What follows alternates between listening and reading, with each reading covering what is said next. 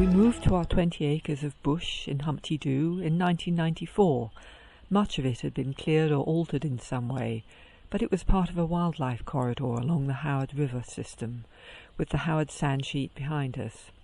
I was thrilled by the diversity and abundance of the wildlife. I wanted to draw and identify everything. At that time I was unemployed and had time on my hands. I used a cheap notebook and whatever art materials came to hand. Turning the pages today, I realise how much has changed since I started this notebook. In the mid-90s, the floodplain of Edwin Creek was sand mined, here and here, and the remaining triangle just next to us in the early 2000s. It was never rehabilitated and is now a wasteland of mission and gamba grass, and over the years, more land clearing, roads, fences, dogs, cats, toads and fires. Rainfall has been poor and the temperatures higher.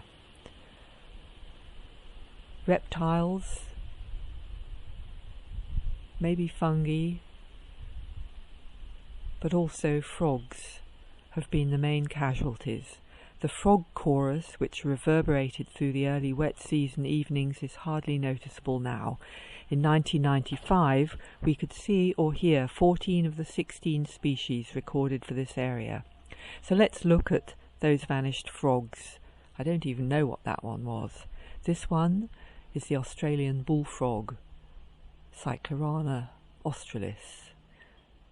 The red-eyed frog, Litoria rothii. A good climber, lives behind picture frames. The ornate burrowing frog, bugs that used to be common, and the marbled frog, which I call the northern pobblebonk, Limnodynastes convex usculus. Rocket frogs, Litoria nasuta.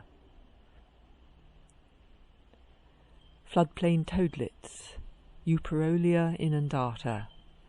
And the green pandanus frog, Litoria bicolour. The long-footed frog, Dahl's frog. And of course, our greenie. And the newcomer, the highly successful amphibian, the cane toad. Still plenty around, and they're much more agile than they used to be.